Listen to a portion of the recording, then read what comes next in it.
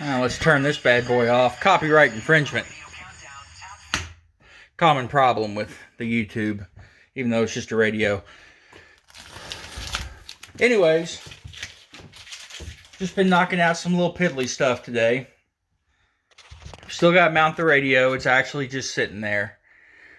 So I want to add some switches, and I want them to look somewhat, to match the OEM ones. I chose to put the radio on an on-off switch. It actually runs off the house batteries. That way, if I want to listen to it when we're working on it or at a campsite or whatever, I don't have to have the ignition on or anything for the bus. My bus did not come with an odometer or a hubometer, so I've got no clue on the mileage. Talking to an owner that had this at one point in time, and this is an Ex Greyhound bus, probably a couple million miles if I was guessing. I may be going a little high, but it did a lot of ripping and running after its Greyhound service. The hour meter does work, 13,475. I assume that meter matches the engine, because the engine's red, and from what I can tell, Greyhound turned them red when they overhauled them, and I'm assuming they just threw a new hour meter in there when they put the new motor in. Obviously, chassis batteries and my house voltage. I did get this sign mounted. I wanted it to go back up. It had some crappy screws on it, so I've got everything riveted. I used these little latches right here. Got them riveted on. I've got to clean up. I've had to kind of chunk out where the factory twist locks went.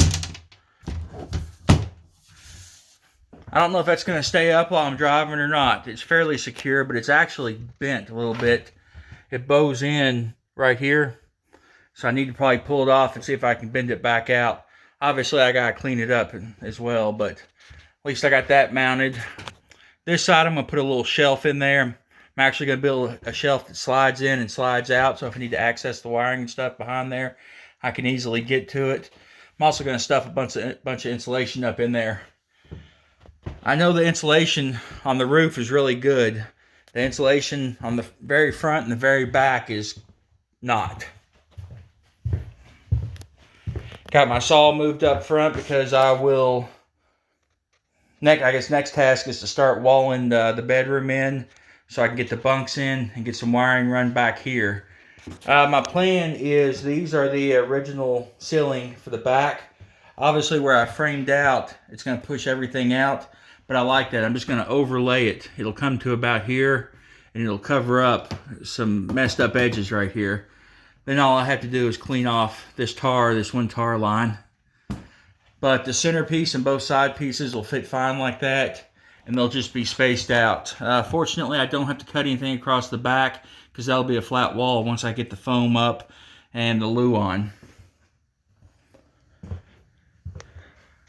As I say, I haven't done very much. The holiday season, and I've come to the conclusion and the realization that I don't think I'm going to get this bad boy done by Memorial Day. At least not. Well, I might get it usable. I don't know. I don't think so, though. There's a lot to do. Still got the issue. I got to figure out what I'm going to do about the tires. What is that, 8 tires, $600 a tire? $5,000, $6,000 by the time you mount them and all that good stuff. I'm thinking about swapping them down to 11R 22.5s. I'll lose about an inch of ground clearance, but it's a lot cheaper tire. That is the plan, I think.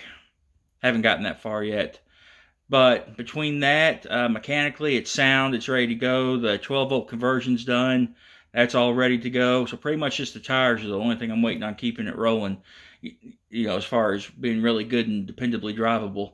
Now, the interior, I've still got to get the defrost working. I want that working before I take it out. Problem with that is the blower motors are all 24 volt, and where I converted it to 12. I've actually got an idea for that, and I'll do a video when I update that, because I really didn't shoot much as far as what had to do with the conversion or what I had to change. As of now, I'm just kind of doing some piddly stuff. I'm about ready to do a full clean in here, get out some of the tools from previous projects I'm not using, and hopefully here next weekend or next week or whenever, I will start doing the bunk area and this wall behind me. I've actually got to put a piece of metal up covering this window right in here, and then I want to get this wall done. We're thinking about doing some laminate up there that looks like wood. May actually do some actual hardwood. I don't know. A lot of options. We did go and look at some floor coverings too. We haven't gotten that far. We're actually maybe thinking about picking steel tiling. I don't know. I got a long way till it's ready for that. But like I say, just knocking out some of this piddly stuff. You know, what do they say? The first 80% takes 20% of the time, and the last 20% takes 80% of the time. I definitely believe it. But all in all, it's coming right along. Well, I just wanted to do a little weekly update. You guys be safe out there and have a good Christmas if I don't talk to you between now and then. And we'll catch you next time.